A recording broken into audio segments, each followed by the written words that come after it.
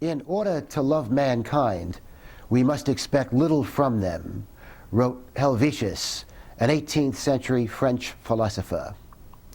This program is the fourth in a series of programs I've done on love and what the great thinkers in philosophy, psychology, literature, and religion have said about it.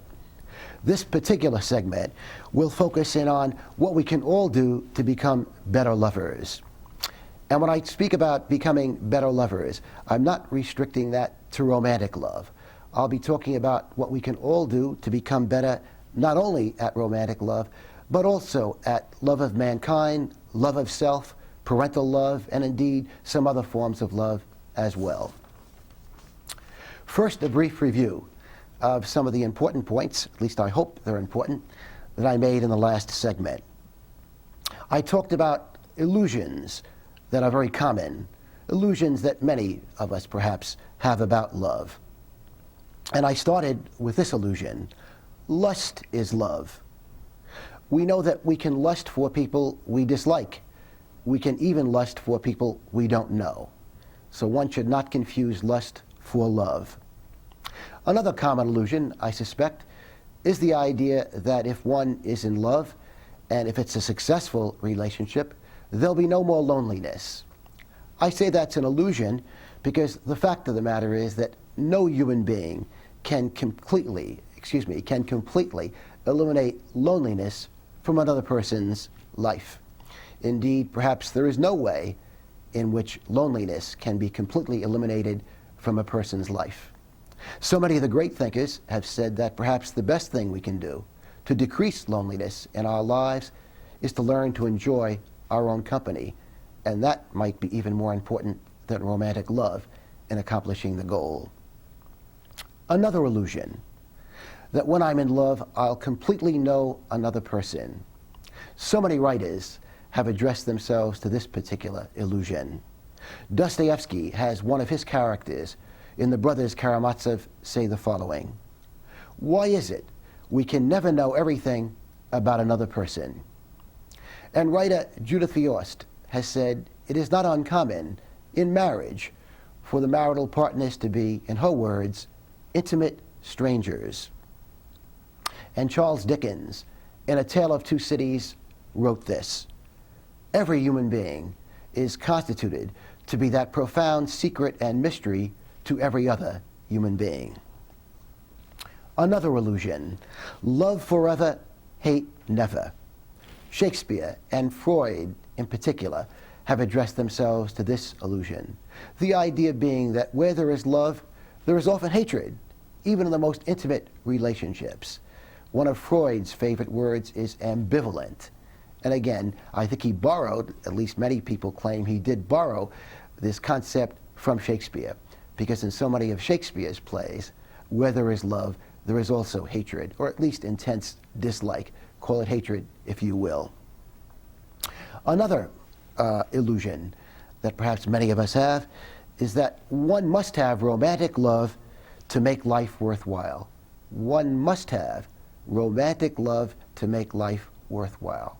Well, there are many examples of people in history who led very worthwhile lives, who had little or no interest in romantic love. And among those individuals, I would list Jesus, Buddha, Confucius, and the American Trappist monk Thomas Merton. Of course, one could also easily add Mother Teresa to that list, and countless other individuals. And now to today's question: what can we do to become better lovers? What can we do to become better lovers? Well, the great thinkers say that perhaps the first thing we should do is to engage in introspection, that it's so important that we know and understand ourselves, and that we recognize selfishness in ourselves, that we recognize self-absorption, anger, hatred, and that we take steps to tame the mind. Perhaps the most significant antidote to anger and hatred is compassion. Something else that we can all do to become better lovers is not to expect too much from other people. Not to expect too much from other people. The idea is that many people are preoccupied with their own pain, their own stress, their own anxiety. Indeed, many commentators have said that so many people are so focused on their own pain in their daily lives that they can't get much out of themselves to love other people, and that we must understand this. Thoreau addressed himself to this in one of his most quotable lines from Walden. Thoreau said, and I'm quoting him, "The masses of men lead lives of quiet desperation." And Jesuit priest John Powell has put it this way. He said, "We're all clutching to our own life rafts." And again, the proper reaction? Well, again, so many of the writers have said the proper reaction is one of compassion, and that compassion is a form of love. Important question. Is it possible to love ruthless, vicious people? Well, I think it depends on one's belief system. If one believes in karma, the idea that there are consequences for our actions, the idea that we will be rewarded for whatever good things we do and punished for whatever evil we do, perhaps even in this life, rewarded and punished perhaps even in this life. If one believes that, then perhaps it makes it easier to love vicious, ruthless people. The idea being that one can be confident that they, like ourselves, will be punished for any evil that we do. And how can we love these kinds of people? Again, how can we love vicious people? I think we can love them by being just to them. That doesn't mean we have to like them. It doesn't mean we want to have to be in their company, but we should make every effort to be just to them and not treat them perhaps in any unjust way in which they have treated us. Helvetius, again, the French philosopher I quoted at the top of the program, put it so well. He said this, and I'm quoting him, "In order to love mankind, we must expect little from them."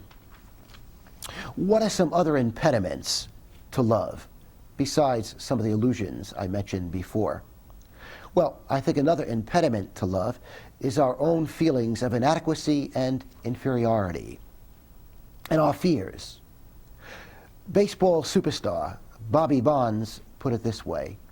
He said, "Anybody who tells you they're not afraid of anything is a liar."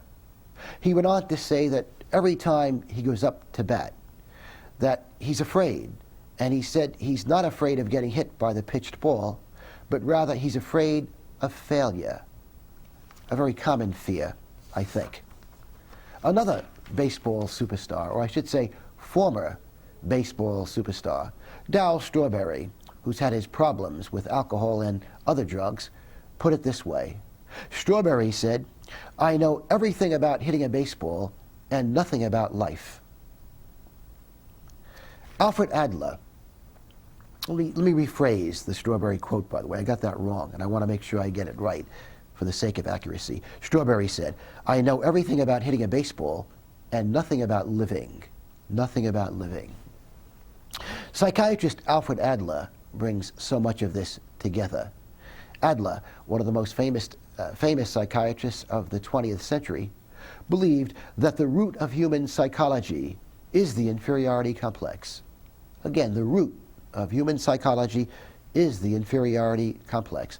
Adler believed that feelings of inferiority are very commonplace. That's a rare person who doesn't have some feelings of inferiority, of inadequacy. T.S. Eliot, in a very famous play, also addressed himself to this idea. The name of the play is The Cocktail Party.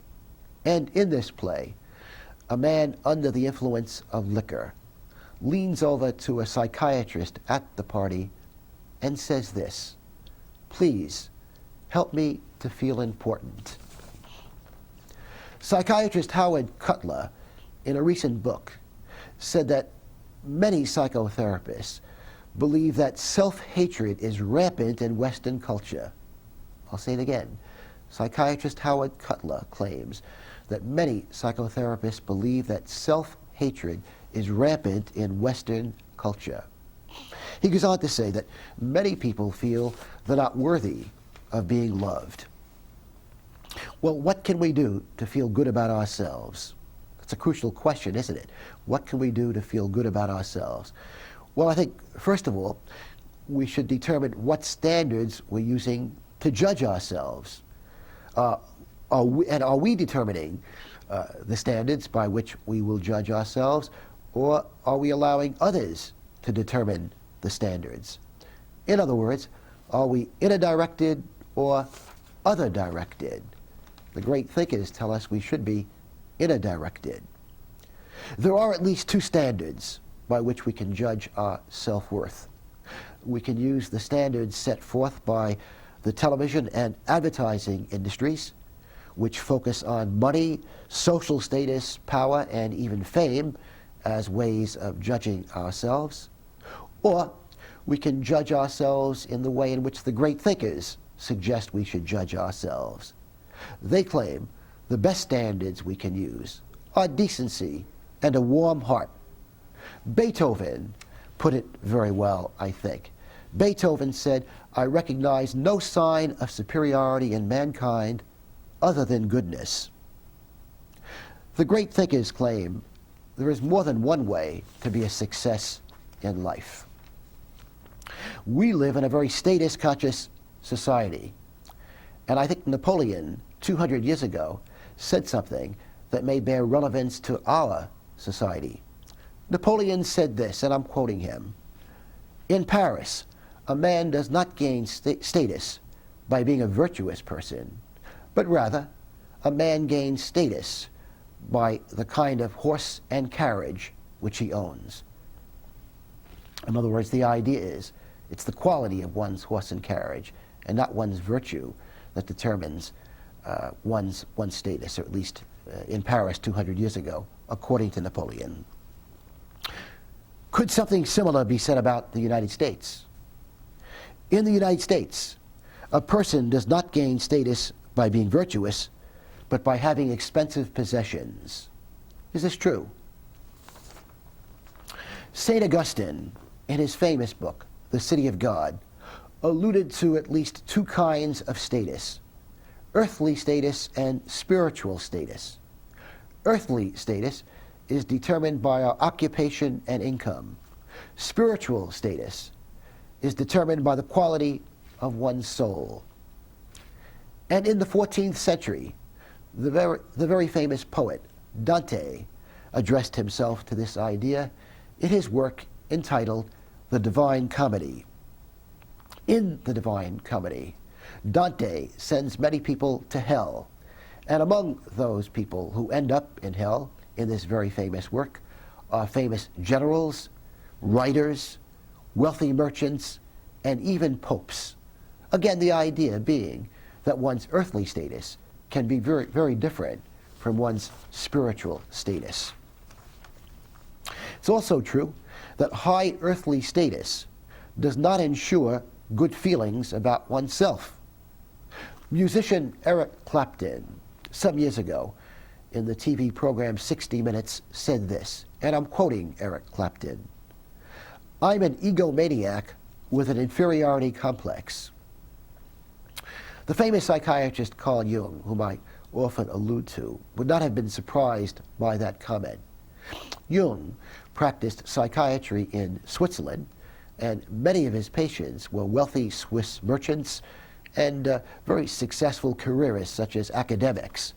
And Jung, in his writings, claims that so many of the wealthy, successful people that he treated for serious emotional problems were people who had enormous social status, but that nevertheless this social status had not translated into good mental health.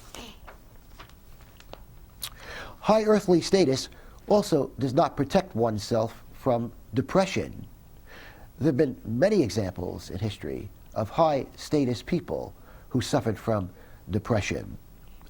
Again, I mentioned before that Jung alludes to this idea, but also if we look to our own history, if we look to the United States' own history, at least two of our presidents,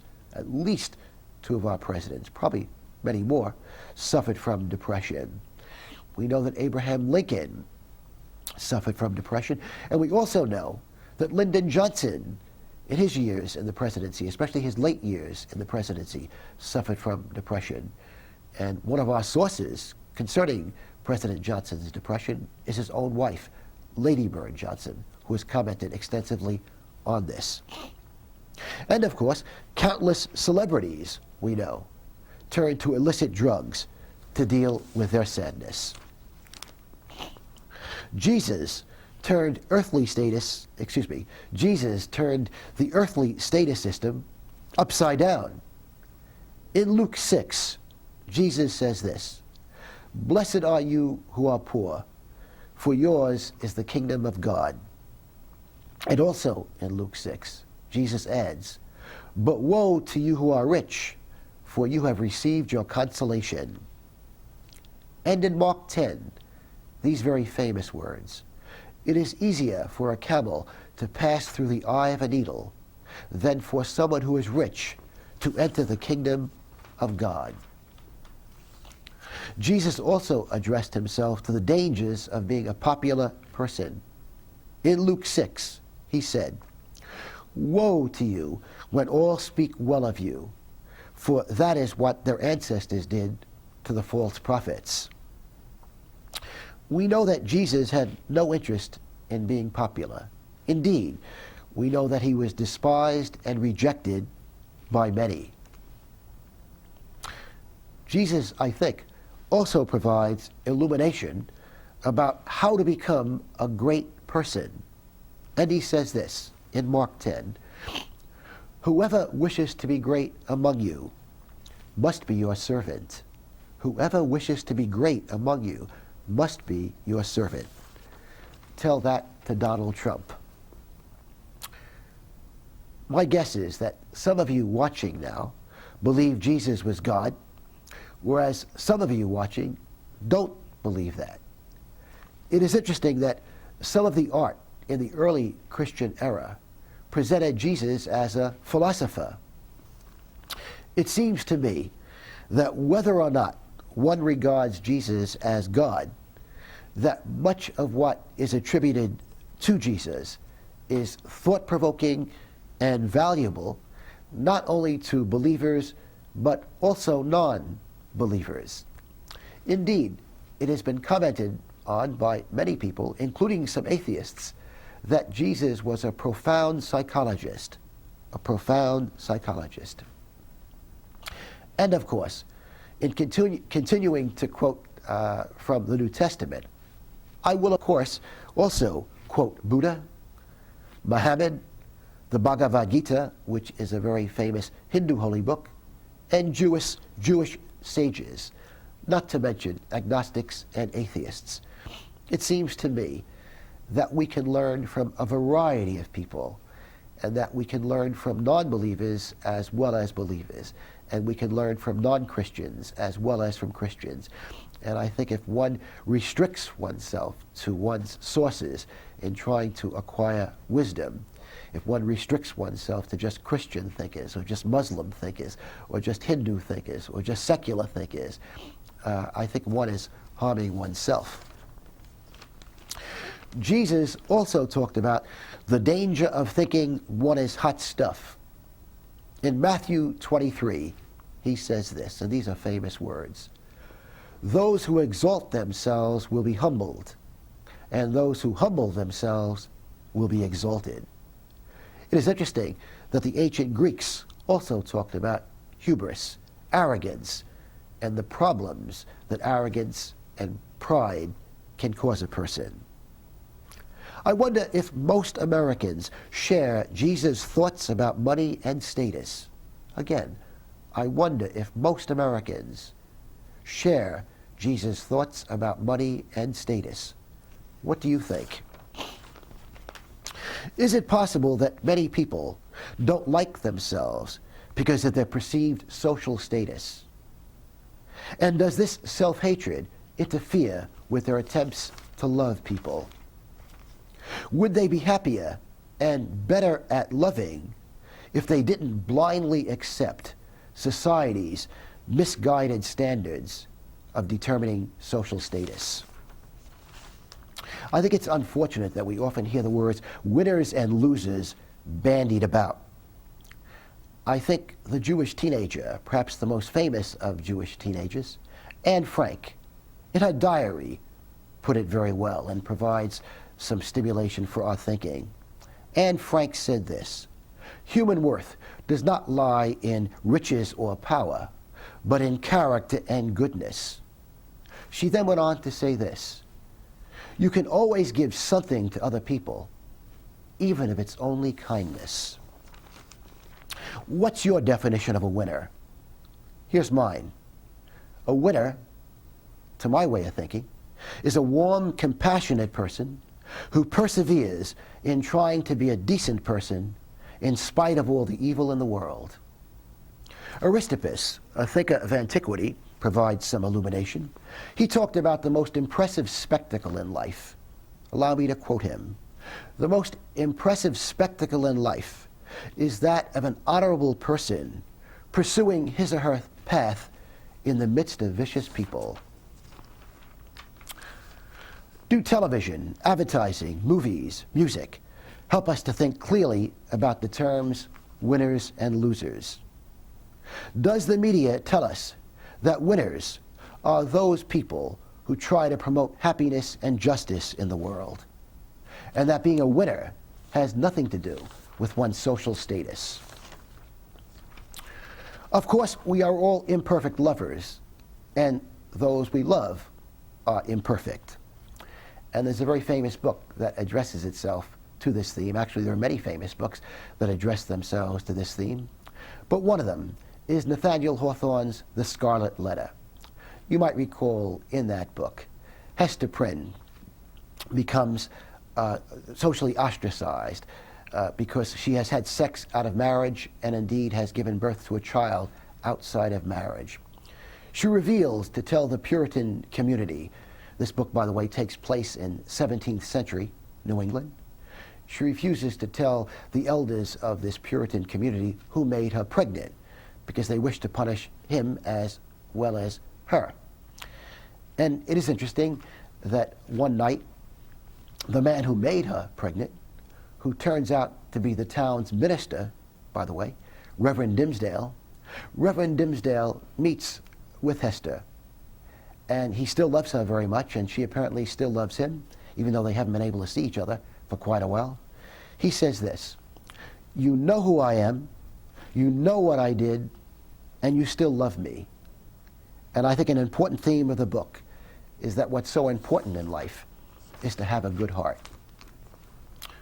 To summarize, among the points I've attempted to make in these 4 segments I've done on love are the following: that love is a process, and we can all get better at it. Relationships are dynamic. They're always changing. And since they're always changing, it means that there is always latitude for improvement. I think Gandhi put it so well. Gandhi said this: "What matters, after all, is that our capacity for loving ever expands." I mentioned to you that I've received some inquiries about whether I'll be teaching on Staten Island.